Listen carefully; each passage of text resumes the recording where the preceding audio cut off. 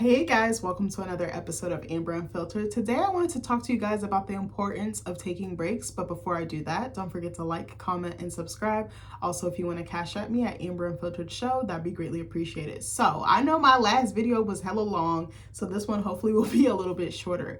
So, I kind of came up with this because I actually decided something very major, and I was like, I need to talk to someone about this besides the obvious, which would be my husband or maybe one of my close girlfriends.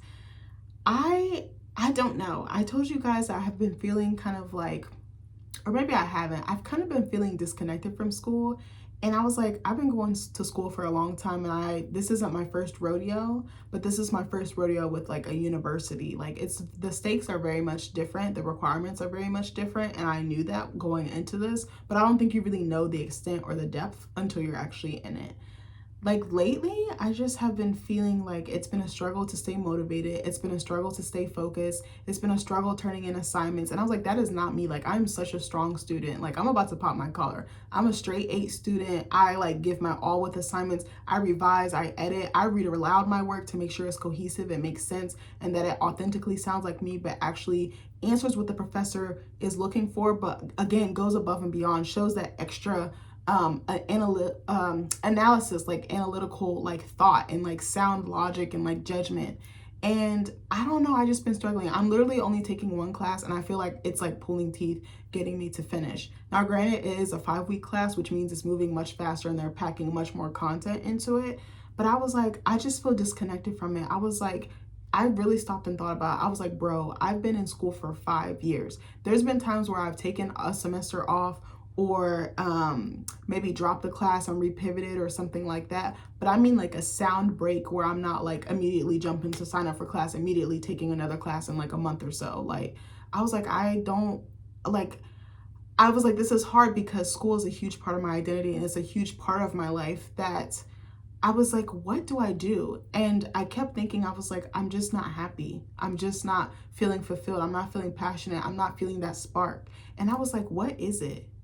And I was like, oh, I need a break. And I was like, that's a really hard realization to come to. So on Friday, I was like, I think I'm going to take the semester off. And I was like, I don't even know what I'm going to do with my free time, but I was like, that's okay. I don't necessarily need to know.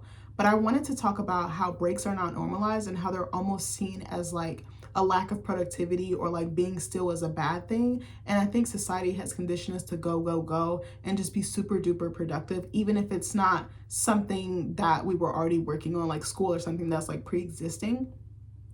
As soon as we clear something in our schedule, why is it our automatic thought or judgment to fill it with something else? Because that's even what I did. I was like, okay, I'm going to drop this class. I dropped the class online on my computer. And then the next thing I thought was, okay, so what will I do now that I'm not doing that? And I was like, but why do I have to do anything? Where's the harm in sitting still? Where's the harm in connecting with myself? Where's the harm in not being tied down or, committing to something? Like, I really thought about this and I was like, why are breaks not glamorized? Like, and I was explaining this to my husband because me and him, I think, have different perspectives, which is totally fine. But I was like, a couple of key examples that I really liked was Naomi Osaka when she was like at the height of her career. I don't remember which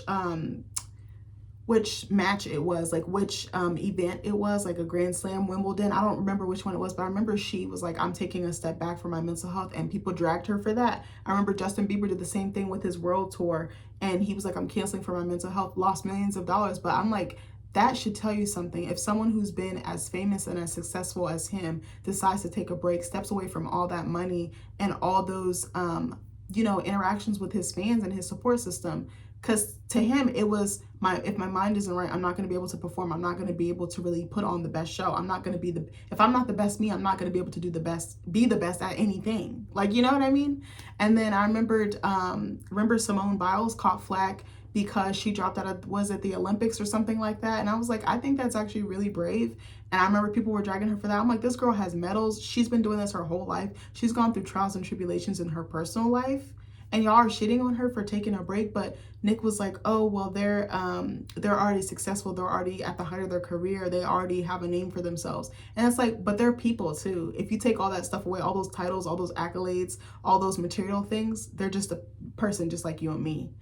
And I was just thinking, like, why is it not normalized? Why is sitting still perceived as a bad thing? Because I don't necessarily think it is. I think it's showing that you're in tune enough with yourself to know I need to step back. I know that I'm not going to be able to put out the best product. I know I'm not going to be able to produce the way that I normally can because I'm all fucking shot. I'm burnt out. I'm stressed. I'm probably going to snap. I'm probably going to erupt like a fucking volcano because it's just been piling and piling and piling. And I have nowhere to expunge it or purge it. And I was really thinking about that. And I was thinking about how at first, for a split second, I felt bad or guilty. But I was like, why are you bad or guilty for putting yourself first? Because it's not normalized. It's not normalized to pause. You know, just because you're pausing doesn't mean you're going to stop it forever. And I was like, oh my God, when will I come back? Will I go back in the spring? Will I go back in the summer? Will I go back next fall? And I'm like, I don't need to know. I don't need to know the details. I just have to surrender, and I just have to like really trust my judgment and know that I made a good call.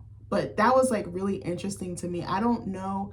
I think socially, like, we've been conditioned to just frown upon that. Like, if you're not moving, you're not getting it out the mud. You're not getting the bag. You're not getting whatever achievement or milestone or whatever end result that you're trying to get. But I think you can still get those things. I think really a break is like a refresher. It's like you're recharging. It's like your battery is going to have the juice, the full juice. It's going to have 100%. It's going to be green. You know, the little, I always think of like, you know, my laptop, like it has a little battery symbol and it has like the green, like liquid, or, you know, not liquid, but like the little green, whatever, like juice, you know, in it. But we're not meant to burn ourselves out. We're not meant to produce like this all the time with no reprieve. We're not meant to fire on all cylinders. We're not robots. We're not machines. We're people.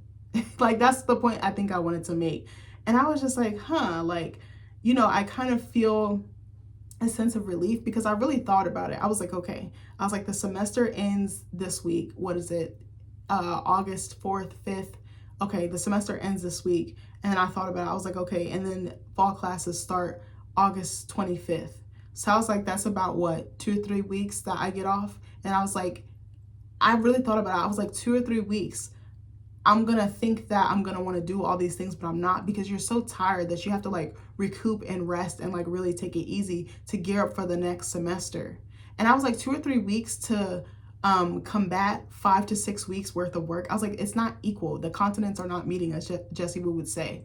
Like, it's apples to oranges. And I was like, I'm not, like, I remember the last time I did that and I didn't have too much of a break. It was like 2 weeks and it went by so fast and I didn't feel refreshed. I just felt like I was forcing myself and I was pushing myself beyond what I was comfortable pushing myself. Like, I was at my limit. I was at my wit's end.